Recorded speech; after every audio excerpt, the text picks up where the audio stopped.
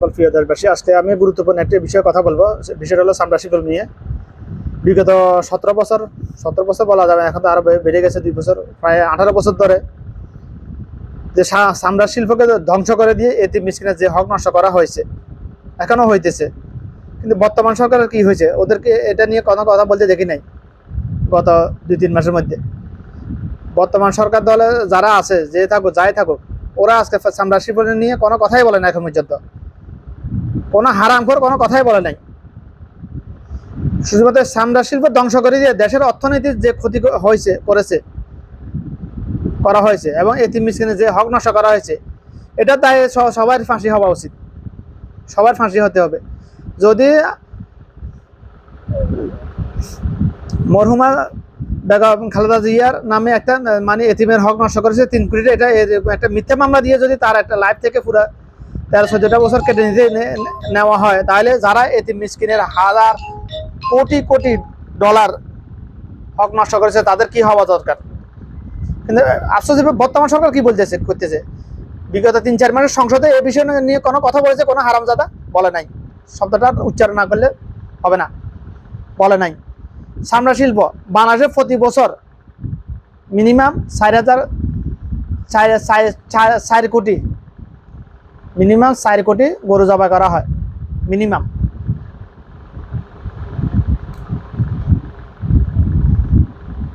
তো 4 কোটি চামড়ার দাম, একটা চামড়ার দাম বর্তমান বাজার মূল্য একটা মিনিমাম যদি ধরি 1,500 টাকা করে ধরলেও 6,000 কোটি টাকা,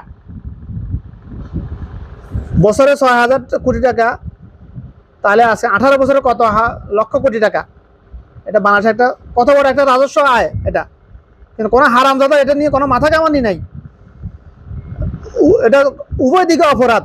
এক, দেশের রাজস্ব আয় ঘাটতি এটার কারণে বাড়তেছে না। 2, এতিম মিসকিনের হক নষ্ট করা হইতেছে। এটা দুনিয়াবীর দিক থেকেও অপরাধ, আখিরাতের দিক থেকে তো অপরাধ। এটা অনেক বড় জুলুম, এটা অপরাধ, অন্যায়। এটা দায়ভার কে নিবে? মরার পরে যাত্রা বুঝবে এটা সত্য, কিন্তু মরার আগে তোদেরকে জবাব তো অবশ্যই দিতে হবে। বর্তমানে যারা ক্ষমতা আসিস, তোদের কাছে আমার প্রশ্ন, তোরা যদি দেশের উন্নয়ন, তোরা আমাদের প্রবাসীর টাকা দিয়ে প্রবাসী কার্ড ধরে হারানো, তোরা হোম মেরে ঢুকাবো প্রবাসী কার্ড। ভাষা ব্যবহার একটু খারাপ না হলে হবে না। প্রবাসী কার্ড তোর কার্ড, তোদের হোম ঢুকা। আমাদের প্রবাসী কার্ডের দরকার কি? আমরা কি প্রবাসীরা কি বেকার নাকি? প্রবাসীদেরকে পেনশনের ব্যবস্থা করা হয় পারলে। একজন সরকারি চাকরিজীবী 25-30 বছর চাকরি করে পেনশন পায়, বেতন পায়, সব রেশন পায়, সব কিছু পাওয়ার সে আবার আমার পেনশন পাবে, সে মরে গেলে সে বউ পাবে, পেনশন পাবে। কিসের উপর ভিত্তি করে এটা? একজন সরকারি চাকরিজীবীর বেতন যদি লাখ টাকা হয়, তার দ্বারা কি দেশের রাজস্ব, দেশের রিজার্ভে 1 টাকা কি যোগ হয়? যোগ হয় না। আমরা প্রবাসী যদি 5 টাকা পাঠাই, ওটাই দেশের রিজার্ভ, ওটা দেশের সম্পদ, স্থায়ী সম্পদ এটা। তো আমাদের পেনশনের ব্যবস্থা কর। পেনশনের ব্যবস্থা করবি কাদের? যারা লিগেলি এক্সচেঞ্জের মাধ্যমে টাকা পাঠায় এবং রিসিট আছে, রিসিট শো করতে পারবে যে যত টাকা পাঠাবে সেই টাকার উপর ভিত্তি করে তার নির্দিষ্ট পরিমাণ পেনশনের ব্যবস্থা কর। যারা প্রবাস থেকে এককালীন চলে যাবে তাদের জন্য মরণ পর্যন্ত। এটা আমাদের প্রবাসীর হক, অধিকার। এ নিয়ে কোনো হারামজাদা, কোনো বিহু ব্যবসায়ী, কোনো অমানুষ কথা বলে না আজ পর্যন্ত। ব্যবসাগুলো আমি ব্যবহার করবো, আমি আর কিছু করার নেই। হেরাত থাকলে খোলা ময়দানে আসি বয়। আমি তো অফেন চ্যালেঞ্জ করতেছি, আমি বাংলাদেশকে 3 বছরের মধ্যে আমি সিঙ্গাপুর বানাই দিতে পারবো। এটা শুধু মুখের কথা, এটা নকশা আমি তৈরি করে রেখেছি আমি। আর এই এলএম পাইছি আমি হাদিস থেকে। দুনিয়ার কোনো লেতুরিপের থেত্তাবেতার কাছ থেকে আমি এলএম গ্রহণ করি। এটা এলএম পাইছি আমি হাদিস থেকে। বাংলাদেশকে মাত্র 3 বছরের মধ্যে সিঙ্গাপুর বানিয়ে দিতে পারবো। এটা আমার অফেন চ্যালেঞ্জ, এটা খোলা ময়দানে। আমি এনি টাইম প্রস্তুত। এটা আমার পুরো হায়াত আমি দিয়ে দিলাম, যতদিন আল্লাহ পায় আমার দুনিয়াতে রেখে এনি টাইম প্রস্তুত আমি এটা করতে। এটা নীল নকশা পরিকল্পনা, প্রত্যেকটা পরিকল্পনা আমার করা হয়ে গেছে। এটা আমাকে ক্ষমতা দেওয়ার জন্য, ক্ষমতা এটা আমি এগুলো বলতেছি না। ক্ষমতার লোভ লাভাসা এগুলো আমার দুনিয়ার লোক কোনো লোভে না আমার প্রতি। আফসোস, তোদের যাদের ক্ষমতা বসাইছে তোদেরকে বিন্দু মাত্র ডর ভয় নাই। মরার পরে তোদেরকে এটা জবাব দিতে করতে হবে। হ্যাঁ, মূল কথা হলো চামড়া শিল্প নিয়ে বর্তমান সরকার যারা ক্ষমতা আসিস, তোরা তোদের পরিকল্পনাটা কি? তোদের মুখ থেকে কোনো কথা কেন বের হলো না? এত বড় একটা রাজস্ব আয়, এটা 6,000 কোটি টাকা মিনিমাম, 6,000 কোটি টাকা। একটি প্রতিটা পরিবারকে যদি মানে যা গরিব মিসকিন পরিবারকে যদি 50,000 টাকা করে দেয়, কত লক্ষ পরিবারকে দেওয়া যায় হিসাব করে দেখ তোরা। এত সময় লম্বা নাই আমার। কত লক্ষ পরিবারকে স্বাবলম্বী করে দিতে পারে সরকার এই টাকা দিয়া, শুধুমাত্র 1 বছরের টাকা দিয়া। বাংলাদেশ বলে গরিব। বাংলাদেশ প্রত্যাশিত করার জন্য বিদেশি লোনের কি প্রয়োজন? বাংলাদেশের জনগণের টাকা দিয়ে বাংলাদেশে যে কোনো মেগা প্রকল্প করে দেওয়া সম্ভব, করে দিতে পারবো আমি। এটা আমার অফেন্স চ্যালেঞ্জ। এটা আমার অফেন্স চ্যালেঞ্জ। আমার পুরো হায়াত আমি দিয়ে দিলাম, বাকি হায়াত যে কদিন দুনিয়াতে আছে। এই চ্যালেঞ্জকে এমন কোনো মানুষ যদি গ্রহণ করতে পারে, আমি চলে গেলে তো গেলাম গা। এমন কোন মেগা প্রজেক্ট নাই যেটা বাংলাদেশের অর্থায়নে তৈরি করা যাবে না, পরিকল্পনা আমার কাছে আছে, আমি এটা শেয়ার করবো না। এটা যদি কোনো মানুষ যদি আমার চ্যালেঞ্জ গ্রহণ করতে পারে, খোলা মাঠে আসি বসতে পারে, তখন এগুলো শেয়ার করবো আমি, মানুষের সামনে উপস্থাপন করবো। এর আগে কখনো নয়, তাহলে এগুলো আমার সাথে দাফন হয়ে যাবে ইনশাল্লাহ। কারণ আমি ভিউ ব্যবসা করার জন্য কথা বলতেছি না, আমি কথা বলতেছি মানুষের অধিকারের জন্য, হকের জন্য। আমার ইমান আকিদা হয়েছে ওমরের ইমান, ওমরের আকিদা। আমল তার মতো করতে পারবে না, আমি দুর্বল। কিন্তু ইমান আকিদার মধ্যে যারা পরিমাণ কাটতে নেই আমার পাকেটা আল্লাহি আলে। তো সকল দেশবাসীর কাছে আমার প্রশ্ন, তোমরা তো হুজুগি আবেগী জন, গান্ডু, বাঙালি জাতি গান্ডু। বা সিলে কান্নেছে কইছে, সিলে ফিজে কানার হাতে দেখে না, সবাই উলালে নাচেছে বাস। যারা ভালো লাগে তার কোনো দোষ চোখে দেখে না, যারা ভালোবাসে না তার কোনো গুণ চোখে দেখে না। বাঙালি আমার এক নিকৃষ্ট জাতি। এটা হচ্ছে মুনাফিকি চরিত্র। এটা তো ফ্যামিলি কার্ড, কৃষি কার্ড, এগুলো কার বাপের টাকা দিয়ে করতেছে? সেগুলা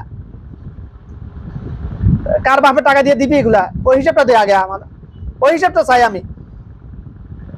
অর্ধ পৃথিবী খলিফা ওমর রাদিয়াল্লাহু আনহু যদি জবাবদিহি করতে হয় একজন সাধারণ সাহাবীর কাছে, যে বাইতুল মাল থেকে পাওয়া কাপড় দিয়ে কারো একটা পরিপূর্ণ জামা হয় না, তোমার জামা কিভাবে হলো?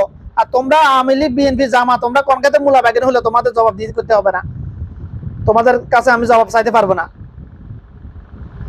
এজ এ মুসলমান যদি মুসলমান দাবি করিস, তাহলে আমার এই কথা নিয়ে কেউ উল্টাপাল্টা কথা মন্তব্য করবে না।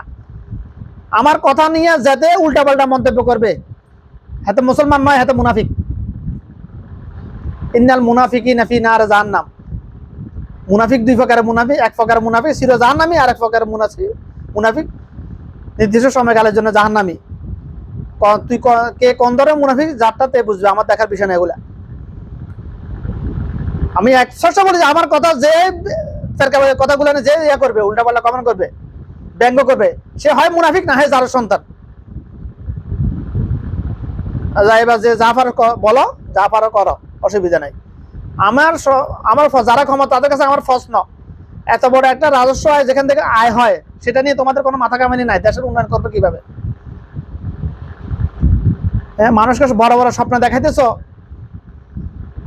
হ্যাঁ, বিদেশি লোন এক্সপোর্ট ইম্পোর্ট করে পাবলিকে লুট করবে আবার তোমরা। এগুলো তো বাঙালি রক্তের মধ্যে মিশন। এগুলা বিএনপিকে খারাপ করে লাভ নাই, আওয়ামী লীগকে খারাপ, জামাতকে খারাপ করে বলে লাভ নাই। এটা বাঙালি জাতের রক্তে মিশে না, এগুলা হারাম করি, কিছু করার নাই। কারণ আমার দেশে কোনো দল সংগঠন খারাপ নয়, দল খারাপ নয়। দলের নাম বিক্রি করে যারা লুটপাট করে তারা খারাপ, ওইসব হারাম জাদাগুলো খারাপ। এই কথাটা আমি এক যুগ আগে থেকে বলে এসেছি। এক যুগ আগের বললে ভুল হবে, বিগত 6-7 বছর আগে থেকে বলতেছি, আমার দেশে কোনো দল খারাপ নয়। কোনো সংগঠক খারাপ উদ্দেশ্যে সংগঠন তৈরি করে নাই। এই সংগঠনের নামকে যারা বাণিজ্যিক সাইনবোর্ড হিসেবে ব্যবহার করছে, ওই হারাম জাদাগুলো খারাপ। যারা দুর্নীতি সাধারণ সিন্ডিকেট, যাবতীয় সিন্ডিকেটের সাথে যদি ওই হারামজাদাগুলো খারাপ। আফসোসের বিষয়, বাংলাদেশে যত সরকার আসে গেছে সবাই প্রত্যক্ষভাবে যাবতীয় সিন্ডিকেটের সাথে জড়িত, দুর্নীতির সাথে জড়িত, ঘুষের সাথে জড়িত সবাই। এটা আমার অফেন্স চ্যালেঞ্জ। এটা কিভাবে জড়িত ব্যাখ্যা আমি এখন দিব না। যদি এমন কোনো মানুষ আমার চ্যালেঞ্জ অ্যাকসেপ্ট করতে পারে, তখন আমি এটার প্রমাণ দিব আমি ইনশাল্লাহ। খোলা মাঠে আমার চ্যালেঞ্জ অ্যাকসেপ্ট করতে হলে খোলা মাঠে বসতে হবে আমার সাথে, 4 দেওয়ালের মধ্যে নয়, লক্ষ কোটি মানুষের সামনে আমি এটা প্রমাণ করে দেবো ইনশাল্লাহ। আমার পুরো হায়াত আমি দিয়ে দিলাম এটার জন্য, প্রস্তুত আমি ইনশাল্লাহ। কথা লম্বা করলাম ইনশাল্লাহ। বাকিটা জনগণ বিচার করো, তোমরা কি করবে, তোমরা এগুলা নিয়ে কথা বলবে কিনা, এগুলা নিয়ে দাবি আমার সাথে তোমরা একতাবদ্ধ হয়ে দাবি জানাবে কিনা সরকারের কাছে, যারা দেশ চালাইতেছে বর্তমানে, যাদের কাছে ক্ষমতা দিচ্ছে আল্লাহ পাক। ক্ষমতা দেওয়ার মালিকও আমার আল্লাহ, লাপ্তি বাড়ি ও নানার বাড়ির ফাটা দেওয়ার মালিকও আল্লাহ। 17 বছর ক্ষমতা থাকার পরে যদি লাথি মেরে আল্লাহ দিল্লিতে পাঠাতে পারে, সেই আল্লাহ তোমাদেরকেও পারবে যদি তোমরা ওইরকম কিছু ওদেরকে অনুসরণ করো ইনশাআল্লাহ। আল্লাহর ক্ষেত্রে ইনশাআল্লাহ বলার প্রয়োজন নাই, আল্লাহ তোমাদেরকেও পারে। যাই হোক, কথা এখানে শেষ করলাম ইনশাআল্লাহ। কথাগুলো যদি যুক্তিসঙ্গত হয় তাহলে তোমরা একতাবদ্ধ হয়ে প্রতিবাদ করো, এগুলো শেয়ার করো।